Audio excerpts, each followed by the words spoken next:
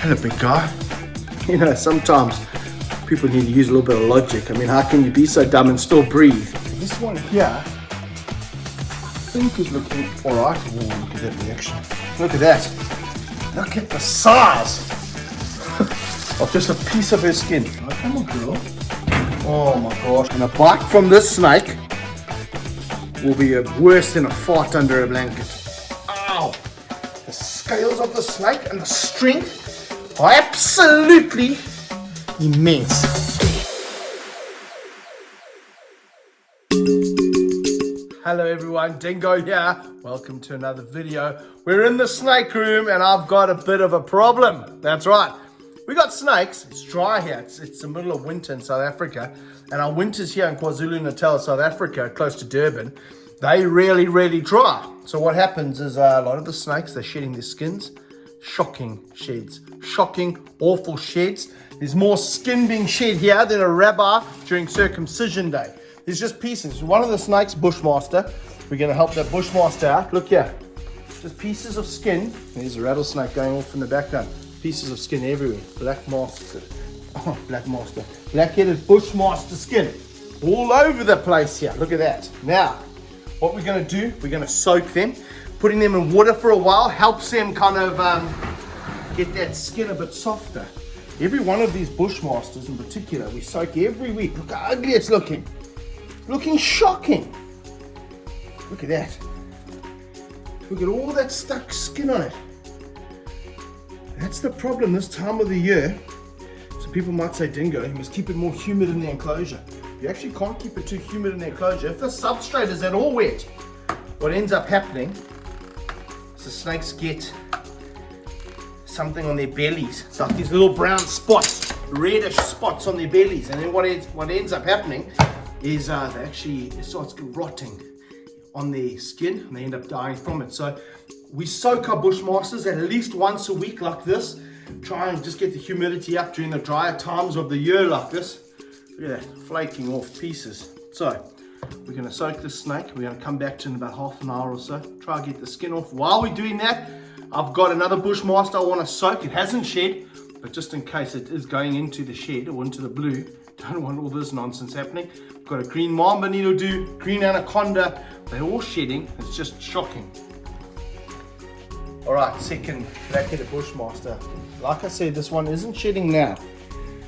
Might be going into it. I'm not 100% sure. There we go. You can see it looking much better. It's looking quite dull. So I wouldn't be surprised if it starts shedding its skin in the next week or two. But let's give it a lovely soak here. A good 30-40 minutes soaking the snake. That'll do it the world of good. We'll go right down there in a moment. They often love drinking from this position too. They'll drink. While we've got these guys soaking, there's a couple of other things I want to do. I've got a baby king cobra in some water. We're going to fix that out. Pull it out, see if that old skin's come off. Green mamba I need to soak, whole bunch of snakes. Let's get going. Alright, before we get on to that, our big boys Thor and Goliath, they're cruising around looking like they're hungry. Here's old Thor. Come have a look over here. Always have to have a look at old Thor, don't we? Hello, my boy. Hello, big guy. Hello, my boy. Look at him. Been quite feisty lately. Huge head. Isn't he absolutely spectacular? Whew. Absolutely love this snake. Love him to bits. We've got Goliath cruising around down here. Here's Goliath's head there. He's looking hungry again. Come on. Get him. Ooh.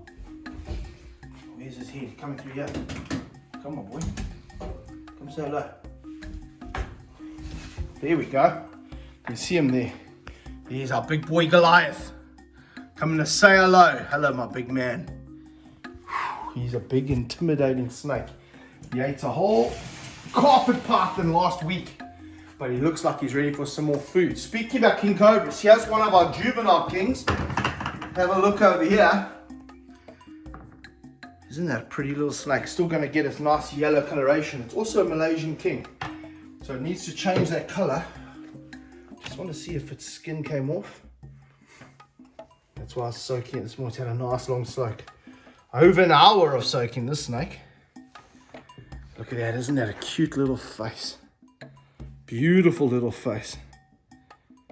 Here's some skin coming off of my hand. That's exactly what I want. And these guys I'm keeping on really humid peat. And still, it's taking time to come off. It's just so dry in July, August in South Africa. We need our first rains to come. They should be coming in the next couple of weeks. And once that starts happening, the whole room gets really humid. Feels like a South American jungle. And once that happens, easy. Everyone will shed perfectly. This one's got a lot of shed stuck on it though. Look at that. And some people might be saying, Dingo, aren't you hurting the snake by pulling its skin off like that? You know, sometimes people need to use a little bit of logic. I mean, how can you be so dumb and still breathe? The snake in the wild would take its body and would rub it up against rocks, sharp sticks, to get rid of this excess skin. Now, what's tougher on the snake? A sharp rock or a stick or my soft hand? Obviously, it's my hand. And the reason you only do it now is the snake has already tried to shed its skin. Oh, hang on a sec, it's just trying to pull it out of my hand up there. They're very clever snakes. And if you don't concentrate, it'll just wedge its way out of your fingers, put a fang in you. And a bite from even a small king cobra like this, really catastrophic. No anti-venom for them in the country, in South Africa. And my allergic reactions would just go off the charts with a bite from a king cobra. Look at this, what a terrible shed. Absolutely shocking shed. But snake skin, it's just one of those times of the year, unfortunately. Just a cranky time of the year when it comes to shedding snakes. I think I'm going to let it soak a little bit more. It's got skin all the way from here down its tail. Isn't that beautiful? Look at that tail. Beautiful coloration here. Let me put this snake back in here. Give him a little bit more of a soak. Here we go. Get that bum in the water. He's a good boy. All right. Now, you can see we've got our hands full today. Let's go over green mamba. I'm going to need to fill another container up for green mamba. Green anaconda. Got some shed on it. Let's get going that side. All right. There's two green mambas. These are the eastern green mambas that I want to check out. But one seems to maybe have shedded skin. I was going to say nasty. That doesn't look good either. So this one here, I think is looking all right. Whoa, look at that reaction. Let me just get the snake out of here quickly. Just want to see everything got off the snake. There's nothing on the tail. The snake's wound up. It's been under its heaped lamp. Come on. This is a special little girl. She's racing around now. Where is she? Woo! She's all over the place today. Come on now. I just want to be nice and slow, not freak them out too much. There she comes. Isn't she looking spectacular? How the colors on this, the eastern green mamba. Same as what I've got on my shirt over here. Are you seeing double, guys? Are you seeing double? Eastern green mamba on the shirt and in real life. Dingo's face on the shirt and in real life. Just want to make sure they often leave a little bit of skin on the tail. Everything's perfect. And this is an example just of individual snakes. So this snake here has got absolutely no shed skin stuck on her. And the one next door to this, also the same snake, eastern green mamba, plenty skin. Here we go, look at that. Isn't that an absolutely beautiful snake? Off it goes. All right, so the girl, she's looking good. Let's close her up. Let's go to the boy next door here. I know he's definitely not looking good. I'm just going to get a glove for him.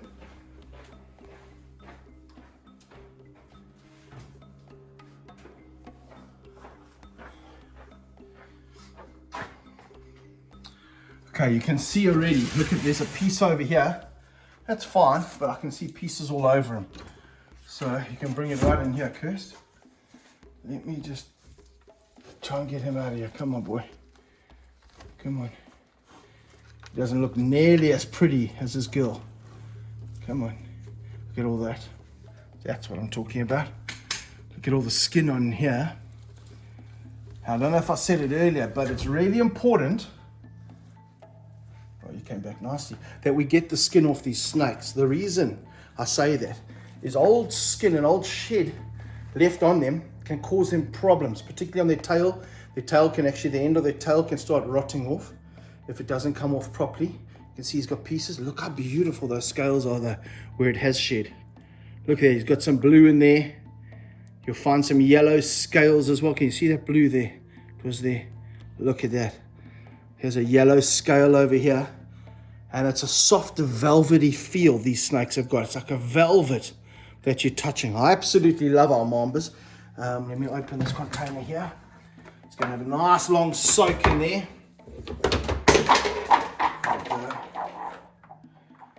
And you can see how relaxed green mambas are in comparison to a lot of our black mambas. Okay, here we go. Here we go. You have a lovely little soak in there. It's really important we get that skin off. All right, while that guy's soaking, I've got another snake we need to deal with, which is a little bit more tricky because of its size. Non-venomous, green anaconda. Let's go have a look over here at Dot.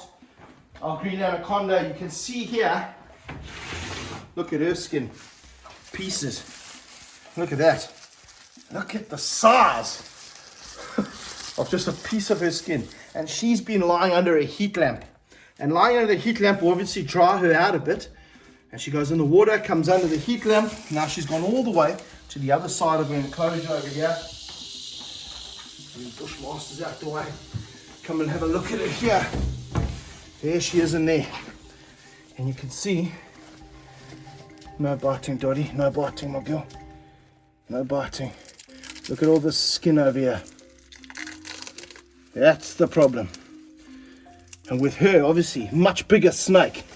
So I'm going to have to put her in a much bigger container. Look at that. All right. I think what I'll do, I'll leave her for a bit later on because that's a much bigger container I'm going to need. And while I'm getting that ready, let these other snakes soak. We'll come back to them just now. Oh, it's hot in this room. We'll come back to them just now, pull that out, help. We're going to need some help getting that Bushmaster skin off the Bushmaster. No doubt about it. It's kind of a file shape. So because of that, often on that dorsal ridge, I need some help there, getting that skin off it. It's one of the most dangerous jobs we get to do. So when you come back to us, it'll be time to take that Bushmaster out of water.